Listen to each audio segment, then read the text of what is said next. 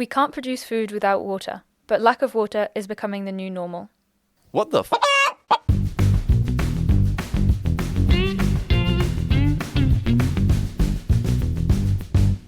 Sergio tells us that by raising the organic matter by 1%, you can store more than 160,000 litres of water in your soil. Hi everyone, and welcome to this month's episode of What the Field. We're super excited about the conversation that we're going to be having today with our guest Sergio Nicolau, who has an amazing viticulture regenerative farm in Portugal. So thank you so much for being here with us today, Sergio. We're so excited to hear your story. Thank you for inviting me. Thank you.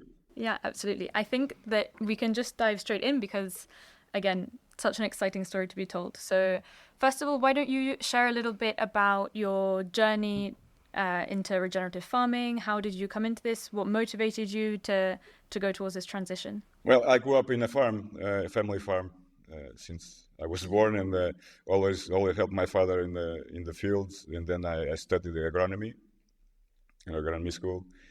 And of course, it was a very conventional agronomy school where we learned that the soil is just a substrate when we put plants and sterilized. And then I saw that things were a bit different. And I was a consultant and worked in some medium to large scale farms. And I was seeing that the same things I was noticing in my farm that were changing, like the lack of water or lack of biodiversity. Everything was also happening everywhere I went in those farms. So, and as a young kid, I never mentioned this publicly, but I was a Boy Scout, and one of the things that everybody taught me is that we have to leave things better than when we found them. So, and I wasn't seeing that in my work, in my as an agronomist, and I started to realize that our agriculture practices have a direct impact in the environment and biodiversity and plant health, and that's where I started to realize that I had to make things differently. So that's when I started to question everything and started to realize that I had to change the things in my farm. And of course, in the farms where I was working, it was not possible because people were paying me and they weren't really into it.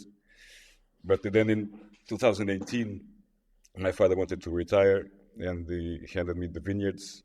But I said one of the things I wanted to do was to go organic. It was a bit of a shock for him. He wasn't expecting that.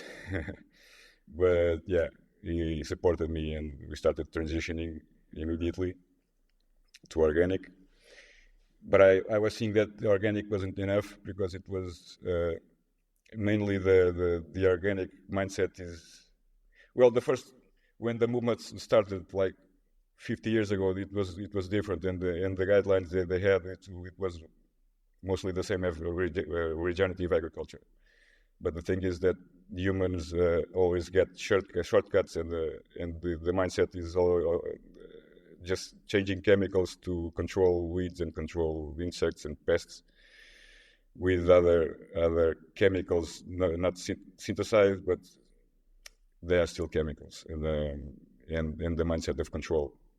And then I started to of course, my background helped me a bit because I already had a nutrition background in plants and in animals. So I started to listen to podcasts and making some trips to other countries to see what other growers were doing. And I realized that we have to look at agriculture as an ecosystem and work with plants as a whole and making their nutrition better. So that helped me a lot, and then we started to implement things on our farm, like mixed cover crops with different, like 16 different species from 5 or 6 different families, and we see the difference in the first year. It was amazing, and of course, one of my biggest challenge was to like wean the vineyards from the toxic inputs. They are like drug addicts that they need more drugs to go on. and the yields went down. But that was calculated. I knew that was going to happen. So in the first 2 years, it was a bit complicated, and they all, and it was not easy. But yeah, but then things started to function again, and now we have good yield and good quality. And Sergio, what is, because your story started as one of many farmers that they used to being a farm when they were little, then they went to agronomy school, then they started like advising others or working in their farm, but suddenly you started going through a different, such a different path that it's convincing your father to transform, then moving from organic to regenerative, this is a step that not many people take, and then even kind of influencing many people to make this change. Because I've seen you tell this story and people are like super enthused by your story. Why did this happen to you and it's not happening to many other farmers that start with farming in their family and start with farming in an agronomic school where they see so many conventional stuff? Why is this? Why did it happen to you and not? Is it not? Why are we not seeing it in many other places? I think that people may relate to my story because I have the same background as everyone else around me, from a conventional farm. And as I was the first doing it, maybe in my region anyway, the people get curious and they may relate to my story also, and they ask me questions, and of course I had the privilege of knowing many of the. It's a word I don't like to use it a lot, but the gurus on the on the regenerative space, like Nicole Masters, a lot of people. And I went to the first conference of the climate farmers in Germany. That was a big step for me also, because I met so many people and I realized that I wasn't the only crazy guy doing it. And yeah, now people ask me to teach the things I'm doing. And yeah, if 5 years ago, if people would ask me if this would happen, I would tell them that they were crazy. Yeah. It's impressive the amount of people that want to change that. I think it's a very good thing. Yeah. There's definitely been like a big boom of interest in regenerative agriculture, I think, in these, as you said, like very recently. And you've now co-founded an organization called Orgo, right? Which is also about sort of helping farmers learn more about regenerative agriculture, maybe transition and that type of thing. How did that come about, the formation of this project? Yeah, that's been an amazing journey also. That also started in the first conference in Germany. There were 4 Portuguese guys in the conference. I didn't know 2 of them. I already knew João Valente from Castelo Branco in Portugal from many years ago. And we met, and it was like instant friendship because we were aligned on many things. Of course, and they had the same background as I do. All of us came from a conventional family farming, and we started to talk. We even lost the plane to Germany talking about being a farm. That's a good start. We had to catch another plane because we missed the plane. Yeah, so it's really amazing people. João Valente he manages his family farm for 1,000 hectares called Montesileira Bio. He works with raising holistic plant grazing with animals, cork, olives, row cropping like chickpeas, beans, wheat, etc. And he's got this amazing olive oil from his olive 100 years olive trees. Also Francisco Alves from Herdade de São Luís, Porto Natura. And his family farm also, he manages amazingly 4 different species in the Montado system. Like it's cows, sheep, goats and pigs. And he's got this amazing cured meat also. We have to taste it. And Francisco Teles, which is in Germany, he's our mad scientist. He's the guy that works with microbiology, different compost techniques, etc., etc. Yeah. So together we have many years of experience and in different expertise. And Francisco tells hey guys, why don't we join forces and then we create a company to help other farmers, and we did it. So I think the best way for a farmer to learn is to listen to another farmer. So that's what we want to do. It's a farmer to farmer approach, where we share our experiences, successes, and our failures. It's very important also to share everything. And people can taste our products, like the olive oil from João, for the ham from Francisco, and my wine, of course. We've tasted it. It's very, very good. Yeah, you tasted it. Yeah. So I would go, Sergio, I would like to go into, Orgo is, you're trying to help farmers in this journey, right? The farmers that want to go, want to do what? What is regenerative farming? What are you trying to help farmers do from your organization and from what you do in your farms? Well, regenerative farming is looking at the crop not as a monocrop, is looking at as a polyculture, is putting nature working for us in the best way we can, working with life rather than against it. So it's using our best knowledge. Of course, we have to work with technology to help us improve the system, and sometimes we have to take a step back in order to go forward. And yeah, it's a very complex system that we have to understand, and it's always mimicking nature and understanding their principles. Always work with plants. Every time we can, we work with animals also to improve the system. It's like nature worked for millions of years, so that's mainly what we do, and look at the nutrition of the plants and help them be more immune to diseases and pests. And it's a win-win scenario, because doing that, we not only improve our soils, our ecosystems, we also improve the quality of the food and the health of the people we feed. It's what we call win-win-win-win-win. What is a farmer's biggest barrier that you see to start applying these things? Because from when we read about it and when we hear about it, it's amazing. You're going to work with nature. You're going to stop depending on external inputs. It looks amazing, but there's not so many people doing it. What's stopping them? Yes, well, the first thing we have to change is what it's inside our heads, and looking at the system in a very different way, and then we can start applying those things.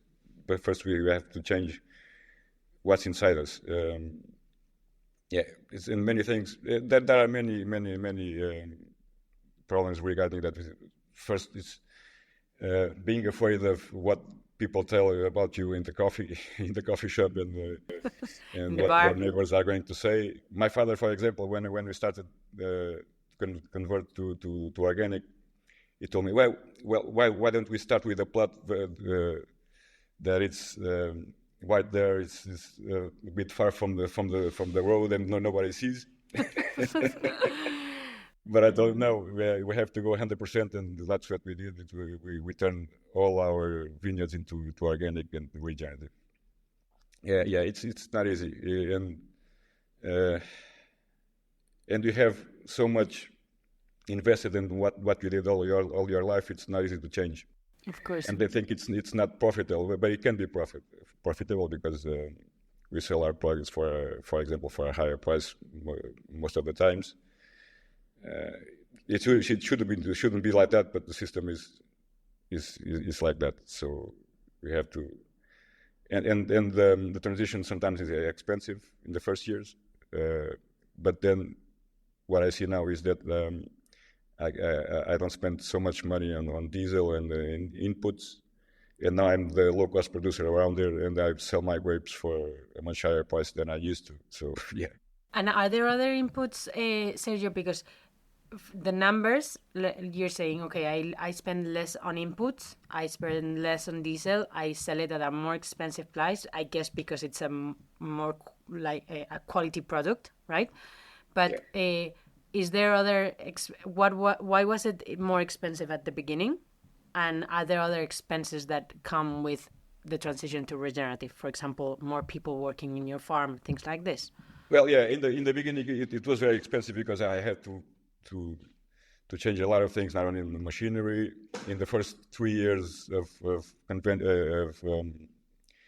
making the transition, I was selling the grapes for the same price as anyone else. The yields went down. Not only that, I had to change all my philosophy of marketing. I had to change the grape varieties that we had that were high yielding for low quality wine, and we had to change the grape varieties for less yielding but high quality wine. And those transition years, they are a bit expensive, of course. A leap of faith, also, because it's the faith guided me always because it was calculated. I knew that this would happen. It was an investment, but now we are seeing the differences, and everything is going very well. Yeah. And it's funny because we often hear that the most difficult part is that sort of change in mentality and convincing that it's a good thing to do and it's worth the risk at the beginning, because that's where, as you were saying, there's a lot of blockage for most farmers.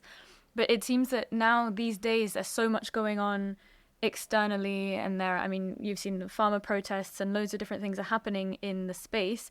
Do you think that's gonna shift farmers to be more interested in regenerative agriculture, almost out of desperation, so to say, because they just don't have that many other options? Yeah, that's a big question. It's I think things will get worse before they improve, before they get better. They will have to hit the reality and the weather changes, the erosion, everything, and the rise of prices on inputs. But many of them are on this for the wrong reasons. I think it's just because of subsidies. I'm not against subsidies. I think that policymakers should give some money for people to transition for other practices and buy new machinery that you have to buy in order to do things in other ways, like machinery that doesn't compact so much the soil and doesn't pollute so much, and that help us like control weeds without chemicals. It have to be manually or with machines. So yeah, it's again, it's the system has to be redesigned. I think it's not only that; it's always also the supply chains and the big supermarkets. There's a lot of things that have to change. Yeah, absolutely. And I couldn't agree with you more that there are so many different aspects to this as well.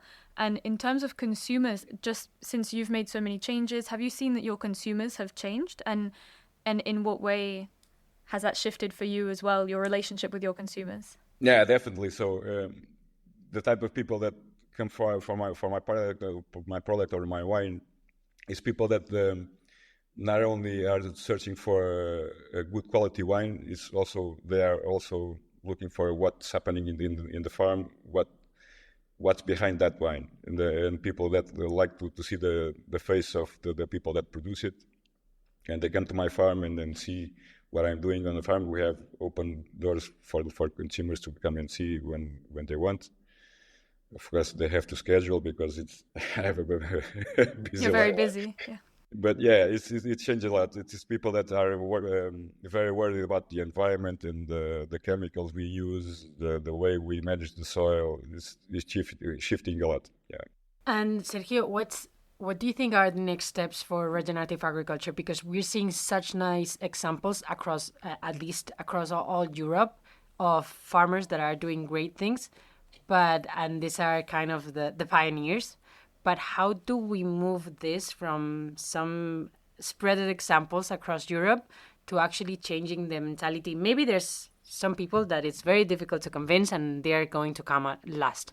But those kind of in the middle, that it's very broad, there's a lot of farmers out there. How do we what's the next step? How do we go about them? Well, what I think is we have to create awareness in the farmers for the problems that we are creating ourselves. It's self-inflicted problems many times because of the things we do on the farms with heavy tillage, heavy chemicals, everything. And we have to educate them also, but we have to help them shift because their mentality was always the same, and you have to create an awareness and help them just see the things differently, and also not only the farmers but also the consumers. And we have to create awareness also on them, and that the food they eat has a direct impact on their health, and the way that their food is produced is very important. So yeah. And also the power that they have on deciding the agri-food system that they want, right? Because we cannot, it's like every piece of the supply chain, we're blaming another part. Like the consumer might be saying or society might be saying that farmers need to change the way they farm, but then if there's no demand for this kind of products and we're still paying very cheap for the food we eat, and paying for food that it's not organic, not regenerative, etc., because at maybe some prices it's just can't be, then it's very difficult for farmers to make that change, right? So, and then as farmers, the changing mentality from seeing all of these inputs and machinery as their allies, and maybe in the long term, instead of their allies, it's what's killing, as you said, their soil and what's killing the soil that we're working with, right? So it's a big change in mentality in every part. Yeah. Yeah, it's a treadmill, so we have to get out of the treadmill, and it's not easy to get out because all the system is on that. So the supply chains must change a lot, and policymakers should help on doing that to get a hold on, for example, the margins that the supermarkets are putting on the prices, and they don't have any risks. The risk is always on the farmer. And if you have shorter supply chains and local markets, for example, and farmers can get much better paid, and we can sell for a higher price, and the consumer can buy it for a lower price, because we cut the middlemen as much as we can, and yet it's much more. And diversify crops also, not doing so many monocrops, and diversify our own, because farmers must be profitable. And the more diversity we have of income in a farm, the more resilient we get. And it's a long question. It's a $1 million question.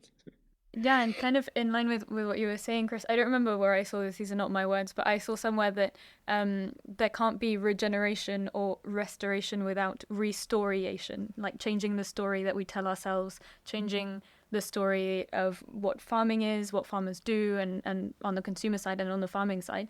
And you said that when you started sort of shifting your mentality, you were listening to podcasts and maybe stuff like that. Do you think there's enough material out there for farmers to sort of seek out and stuff? How did you go about that? Did you just start Googling podcasts and started listening to them? And do you think there should be more sort of storytelling in the farmers that have made the change as well? Yeah, sure. And there are such amazing podcasts, like, for example, John Kempf podcast, like Regenerative Agriculture podcast. I had my friend Oliver Gaucher. He's got an amazing podcast called Regenerative Skills. Nutrition farming from for example, from the Australian guy called Graham Sate is amazing. He's got a lot of information there. He's got like 100 podcasts and a lot of books from, for example, from my friend and mentor Nicole Masters, the For the Love of Soil. The Gabe Barnes book, for example, it's Dirt to Soil. It's an amazing book that I think everyone should read it. There are amazing movies also to watch. I'll give you an example. For example, Kiss the Ground is an amazing movie that I think every farmer should watch it. And now it's coming out the second one called Common Ground. Yeah. I had the opportunity, I was invited to see it. It's such a powerful... Amazing. Wow, that's so lucky. It's amazing, yeah. Because there's no better way to convince someone than to show them or to tell them the story of someone who's already done it and who's done it successfully, which is kind of, I guess, your role as well, is just sort of giving the concrete example that it does work and I've done it myself. Do you have any sort of like data or numbers or results that you usually use to kind of get the point across that it's really worth making the shift? Like, this has changed since I became regenerative or something. Yes, for example, the price I used to sell the grapes, for example, it was for you to have an idea, it was like 30 cents per kilogram. Now I sell because I sell grapes and I make part of my grapes and I make the wine. I have 10 hectares. I produce 100 tons of grapes, and I have to start slow. So the market is. I started with 3,000 bottles. Now I'm 10,000. But there's a lot of grapes that I can sell, and that's a direct income, and it is very fast. So yeah, and I reduce a lot on like 30% of my diesel inputs. I don't use chemicals. One of the things I do also is recycling many things. I do my own fertilizers on the farm, and I create my own biology and multiply it and apply it to the ground so that I can enhance microbiology and put the soil to function again. So one of the ways of making money is not spending it. So it's Totally. Yes. Yeah. and creating our own inputs and recycle everything we can. I go to fish markets, for example, and I ask for the leftovers of the fish, and I make my own nitrogen fertilizer, for example, with amino acids. It's a lot of fun doing this kind of agriculture. Yes, and not just we see like so many people talking about kind of this is the tons that we produce per hectare and things like this. But what you said, what about the cost that you put in your land in inputs? Like this is part of the business model, and you're not, and maybe we're just considering the yields in the end, but also the costs that we are putting into it are going to take out of your profit. So yeah, totally. Yeah, exactly. Yeah, and it's so fun to see what you can do. I was seeing that you had like recipes also with seaweed that you would go and get from like the sea banks and stuff. So do you think it's easy to, I mean, I say recipes, I don't know if exactly how it works, but would it be easy for farmers to start making their own input? What type of knowledge do you need to have to directly shift to homemade inputs? Yeah, it's very easy. Of course, they have to Google and go to YouTube, for example, and then read some books. Or they can go to my courses. Sometimes I'm invited to do some courses, and I give some recipes, and it's usually very simple stuff. Yeah. Sergio, there's a story I love that I heard you once about how you faced a pest that you got in your farm, and I think it was with your father that you were like, let's wait, I'm going to do this. And it for me it showed kind of the huge change of mentality from conventional or even organic to regenerative on how you approached it. I don't know if you recall this story. Yeah, I approached it with nutrition, so yeah, it's a bit that part is a bit technical because you have to change the nutrition of the plant. So when people will think of nitrogen, they usually think of nitrates. And nitrogen can be 4 or 5 different forms of nitrogen that plants uptake. So usually when the conventional farmers apply nitrate nitrogen, which makes the plant very appealable to insects. But if you use some trace elements like molybdenum and magnesium and sulfur, for example, you can change the nutrition profile of the plant, and you can transform those nitrates into higher chains of amino acids and proteins.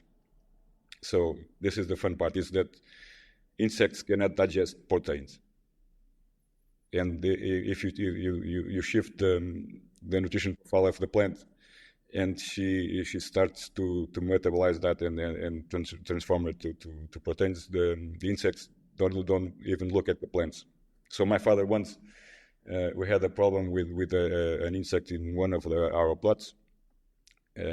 We historically did always that. It's a high moisture. And it's very, very, very complicated in insect there. And it came to me and, well, we have this problem now that we are organic. What we are going to do? So, and we have insecticides in organic that are allowed in organic, like organic pyrethrum, for example. But for me, I didn't want to use it because it's a bomb that kills everything. It's not synthesized, but it's still a bomb that will kill beneficials, everything. So what I did was apply. I sprayed the vineyards with trace elements, those trace elements that I told you. And 3 days later, we came there, and the insects weren't there. And my father, but he didn't know what I applied, so I think he thought it was an insecticide. Yeah. Both thought you were right, but yeah. I didn't tell him anything because I didn't know how that was going to work. But that was one of my aha moments also, because the insects were not on the vineyards, but they were on the weeds around the vineyard, because they weren't looking at the vineyards as food. And not only the insects were not a problem for me anymore, they were helping me taking my weeds out of the system. So that's amazing. Yeah, it's like what we've seen with medicine, right? We've been medicating ourselves for every disease, and now we see that maybe it's about nutrition and the way we eat, right? And it's the same with plants. Like every time we see a disease, it's like, let's kill it, but we don't see the bad it does for our health and for the future of our soils and everything. And what about taking into account the nutrition of the plant and how it defends itself? And I think that story for me, it's great for reflecting the change from strictly organic mentality maybe, and not how it was intended in the beginning, and regenerative. I think it's great. Yeah, plants are like us. The more nutrition, the better the nutrition they have, the more healthy they are, and the better they can fight diseases and insects. And it's interesting to think about this idea that organic in the end is you can still use an input that will just immediately kill all of the insects. It's funny because I think most consumers have a vision of organic being very sort of similar to regenerative, or kind of organic is this ideal, beautiful, delicious product, but it doesn't necessarily mean actually that there's that whole holistic approach and that the farmer is taking into account all of these different aspects.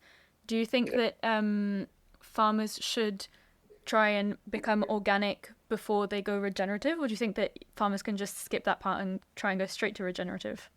Oh, they can skip that part, no problem. I have many neighbors around me that are already working with me and asking questions, and I help them for example, to change the nutrition of their plants. And yeah, some of them. Well, one of them last year we were doing sap analysis. It's one of the things that I do a lot, so that I can see what's in the plant regarding to nutrition, and that I surgically know what I have to apply, and don't apply things in excess. And one of them, well, we shifted the nitrates also. And when he came to me with the sap analysis, I don't know, I have to apply some insecticide or something. And I looked at his sap analysis, and no, you don't need it because you don't have nitrates on the plant or ammonium. So, or maybe he did a test, and the plot where he didn't apply anything was better than the other one. So, yeah. People can do both things before they go all in, and then such like planting cover crops is one of the first steps that everyone should do it. Cover the soil, armor the soil against the elements of rain and heat and wind, That's very important, and anyone can do it. And Sergio, then why are you organic? If we could skip that part. Yeah. Well, in that time, I was seeing that if I wanted to, this is mostly in the wine business. If I have the label in my label that's it's organic, I can sell for a higher price. It was I saw the markets were shifting, and that was the main cause. And should we? Do you envision a future in which we just use regenerative and we can skip organic? Is it something that you see? And then what is my or fear with that is what happens with all of the other stakeholders that are claiming regenerative and that are not at all aligned with what you're doing. Well, ideally, I wouldn't go for certifications, but I think they are important in that case, because if you do not have a certification and someone that holds you accountable of what you are doing, people will do, like Bayer, for example. Now it's all about regenerative farming, because they say if you want to go no-till, you have to apply Roundup to terminate the weeds before you plant another cover crop, and that's a big issue, because I don't think Roundup is a very regenerative thing to do. We get a lot of these messages in our different channels, like how can you claim regenerative and organic, because if you want to be regenerative, you need to use glyphosate, for example, so that you achieve no tilling. Yeah, totally. And now they are using that to sell a lot of liters of Roundup. Yeah, with glyphosate. Yeah, it's not easy, but I think it's telling the story and bringing people to our farms, and and let them see what we are doing and do it well. Absolutely, yeah. And we usually finish off our podcast with two sort of light-hearted questions. But you've already given us loads of recommendations of movies and podcasts and stuff to listen to, which is great, because I think we'll definitely go and check all of those out afterwards, and so can our listeners. And you also mentioned, one of your aha moments. Would you be able to share with us a moment in your journey that just really made you think, sort of, what the field, which is the title of our podcast, that kind of surprising, I can't even believe this is happening stage of the transition? Yeah, so I think people see the changes that are happening around them and they just settle for the normal. It's normal. It's normal that we don't have water. It's normal that we don't have any more insects and the birds and everything. It's normal, and they don't question, and they don't adapt to the new realities. That's why I think it's. I go driving down the road and I still see my neighbors tilling the soil every time of the year, even in the winter, which is something that. It's very bad, and so if you till the soil, the water will not infiltrate, and will not hold in the soil. The organic matter will be lost. So many things. If you raise the percentage of organic matter in 1%, you can store more 160,000 liters of water per hectare. It's a big thing, in a time where water is more scarce. And we are facing all those problems, and we have to go to the root causes ASAP. So, but I think there's hope. So, if we do it properly, agriculture will not only not be the problem, but it can be the solution. So, Yeah. We can change everything. So, what the fuck are you doing tilling all the time? Yeah, what the fuck? Yeah. Yeah, absolutely. And I think it's exactly like you said. There's definitely hope, and agriculture can, and hopefully, fingers crossed, will be part of the solution through the storytelling of all of these farmers like you that have these inspiring stories that show us that not only can it be done, but it can also be fun, and it can also, bring in community and loads of other really positive things. So I think a big part of it is basically conversations like the ones we're having right now, so that other people can listen and experience as well what it could be like for them. And also kind of restore the idea that you had in the beginning of your farm. I think what I also love about your story is that you remembered a farm when you were little that had so many things, that had water, that had life, and then you saw it die, and you went back to how it was in the beginning, right? And what you were just saying, like this, people are accepting these changes as normal or as nothing to do with what you're doing, but actually you could go back to the ideal place that you thought in your head, disregards of what was happening on rain, on the soil, on the weather, and everything, right? So there's hope that you can go back to that ideal farm that you knew when you were little, if you kind of change this mentality, right? Yeah, no doubt. I remember in the time of my grandfather, I'm 47 years old, so 30 years, 35 years ago, I remember when we dig a hole on the ground, it was all full of life. The soil was black, and there was worms everywhere and insects, everything. And now we dig a hole in a conventional agriculture farm, and it's all white and sand and dust. Yeah, There's nothing there.